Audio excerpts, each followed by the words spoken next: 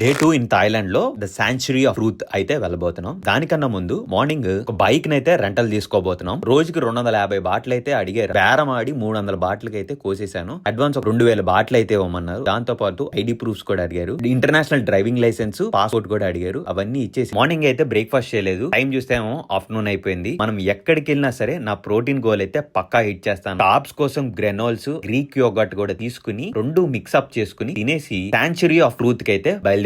ఇదైతే ఒక unfinished museum. లోపలికి ఎంటర్ అవ్వాలంటే ఒక 500 బాట్లు చెల్లించి లోపలికి వెళ్ళాలి. ఈ టోటల్ మ్యూజియాన్ని ఒక గైడ్ అయితే మనల్ని గైడ్ చేస్తా ఉంటాడు. దాదాపుగా ఈ మ్యూజియం లో నేను 4 నుంచి 5 గంటలు అయితే స్పెండ్ చేశాను. కంటెంట్ క్రియేట్ చేసుకుంటూ టైం అయితే తెలియకుండా అయిపోయింది. బాడీ అయితే కంప్లీట్ గా డీహైడ్రేట్ అయిపోయింది. అందుకని చెప్పేసి కోకోనట్ వాటర్ అయితే తీసుకున్నాను. ఒక కొబ్బరి బొండం వచ్చి 120 బాట్లు. చిన్నగా ఆకలి అయితే మొదలైపోయింది. పటాయా సిటీలోనే బోల్డ్ అని ఇండియన్ రెస్టారెంట్స్ ఉన్నాయి. మీరు మటుకు మీ బడ్జెట్ కి మ్యాచ్ అయ్యేటట్టు చూస్ చేసుకోవాలి. పక్కన ఒక టెర్మినల్ 21 అని ఒక మాల్ ఉంటే ఆ మాల్ లోకి వెళ్ళి ఆ షాపింగ్ మాల్ ని అయితే ఎక్స్పీరియన్స్ చేశాను. దగ్గరగా 6 నెలల తర్వాత అయితే ఒక ఐస్ క్రీమ్ అయితే తిన్నాను. థాయ్ స్టైల్ అంట. టేస్ట్ వైజ్ అయితే ఓకే, నాకైతే నచ్చింది. అట్నుంచి అటు పటాయా నైట్ మార్కెట్ కి అయితే వెళ్ళిపోయాను. ఇంట్లో అమ్మకి అక్కకి కావాల్సిన వస్తువులు అయితే తీసేసుకున్నాను. నైట్ డిన్నర్ లోకి టర్కీ స్టైల్లో షవర్మా అయితే తిన్నాను. టేస్ట్ అయితే చాలా వర్స్ట్ ఉంది. మేబీ నేను రాంగ్ ప్లేస్ కి వెళ్ళానేమో అని నా ఫీలింగ్. ఇంతటితో డే 2 అయితే సమాప్తం. రేపు డే 3 లో ఏం జరిగిందో రేపు తెలుసుకుందాం. Until then bye.